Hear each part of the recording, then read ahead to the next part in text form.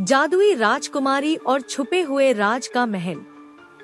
बहुत समय पहले एलोरा नामक एक जादुई राज्य था, जहां सुंदर बाग, रोशनी से जगमगाते महल और चमकते हुए पानी के झरने थे।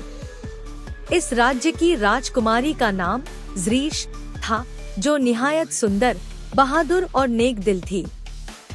ज़रीश के महल में नौकर चाकर, शानदार घोड़े और परियों से जगमगाता हुआ एक गुप्त बाग था, जो केवल ज़रीश के लिए खुलता था।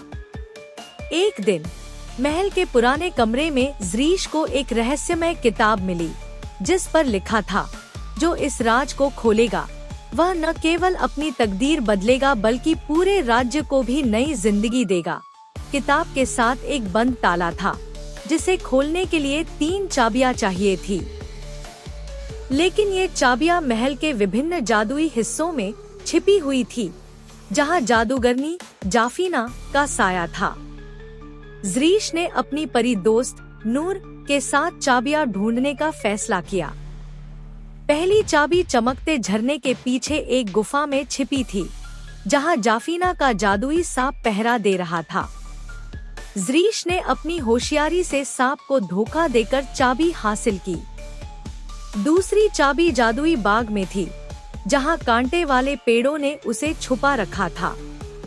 नूर की मदद से ज़रीश ने कांटों को हटाया और चाबी हासिल की। तीसरी और आखिरी चाबी महल के सबसे ऊंचे मीनार में छिपी थी, जहां जाफीना खुद मौजूद थी। ज़रीश ने अपनी बहादुरी से जाफीना का सामना किया और उसकी जादुई छड़ी तोड़ दी। चाबियां इकट्ठा करने के बाद ज़रीश ने किताब खोली तो एक जादुई रोशनी फैल गई, जिसने पूरे महल को सुनहरे रंग में रंग दिया। किताब में लिखा था कि जाफीना ने इस राज्य पर शाप डाला था, जिसकी वजह से लोग अपनी खुशियां भूल गए थे। ज़रीश की बहादुरी और नेक दिली ने उस शाप को खत्म कर दिया। ज़रीश का राज्य फिर से खुशियों से भर गया। परियों ने महल में उत्सव मनाया और जाफीना की जगह ज़रीश ने न्याय और प्रेम से शासन किया। ज़रीश ने सीखा कि असली जादू बहादुरी और नेक दिली में छुपा होता है।